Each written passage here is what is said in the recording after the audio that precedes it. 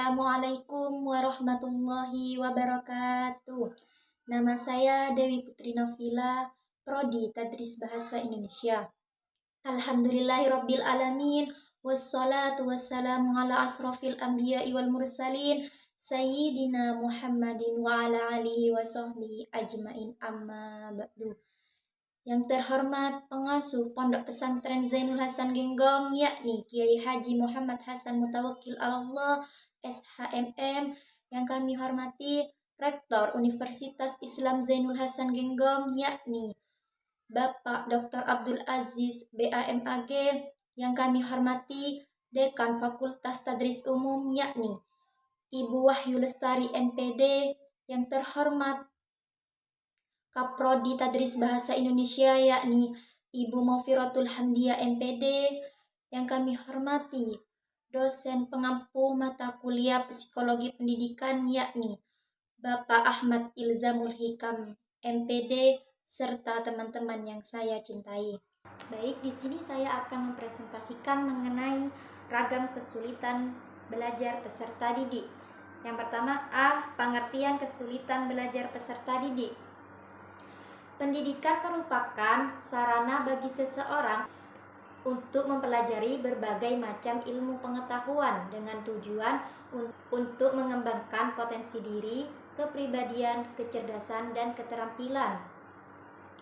Kesulitan belajar merupakan hambatan yang terjadi dalam suatu pembelajaran yang memengaruhi hasil belajar.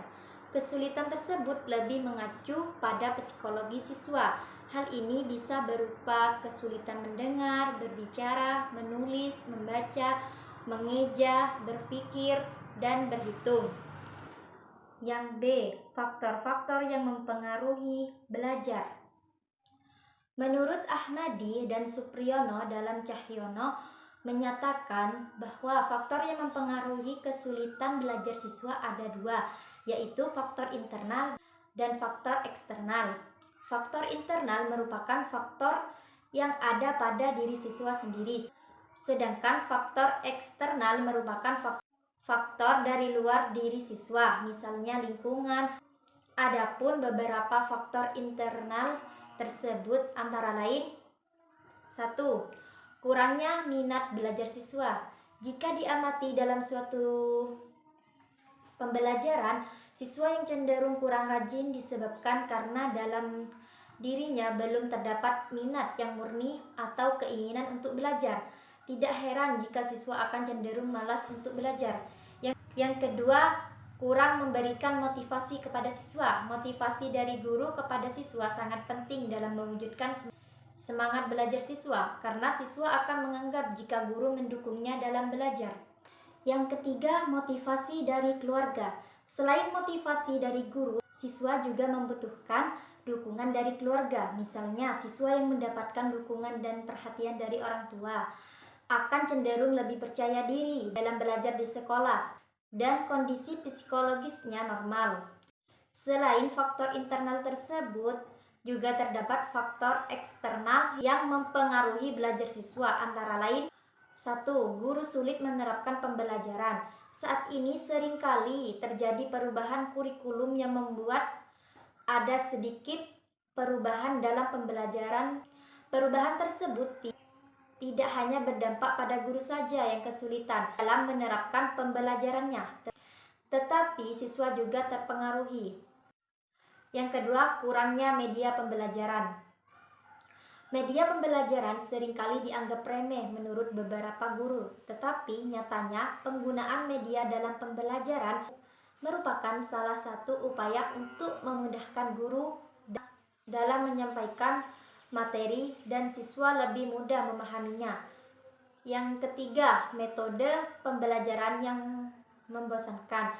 Metode pembelajaran merupakan salah satu cara guru dalam penyampaian materi.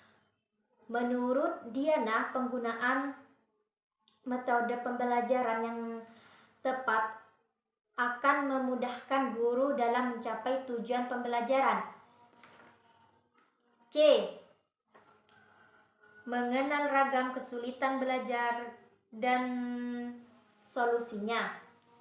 Kesulitan siswa dalam belajar sangat beraneka ragam. Kesulitan tersebut perlu adanya solusi supaya kesulitan tersebut dapat diatasi. Menurut Ismail, kesulitan belajar siswa dapat diatasi melalui pelaksanaan diagnosis karena hal ini dapat membantu siswa dan mengatasi kesulitan dalam belajar. Sebelum melaksanakan diagnosis, perlu melalui beberapa tahapan antara lain. Yang pertama, guru mengidentifikasi kesulitan belajar pada siswa. Dalam melakukan diagnosis, hal pertama yang perlu dilakukan guru adalah mengidentifikasi siswa yang diperkirakan mengalami kesulitan dalam belajar. Yang kedua, mengelompokkan kesulitan belajar siswa. Setelah guru mengetahui dan mengidentifikasi kesulitan belajar yang sedang dialami siswa, selanjutnya guru bisa mengelompokkan jenis-jenis permasalahannya untuk mengetahui faktor yang melatar belakangi kesulitan belajar siswa. Lebih dominan pada faktor internal dan faktor eksternal. 3. Menentukan faktor yang menyebabkan kesulitan belajar siswa. Ketika faktor penyebab kesulitan belajar pada siswa sudah ditemukan, langkah selanjutnya adalah menganalisis faktor tersebut.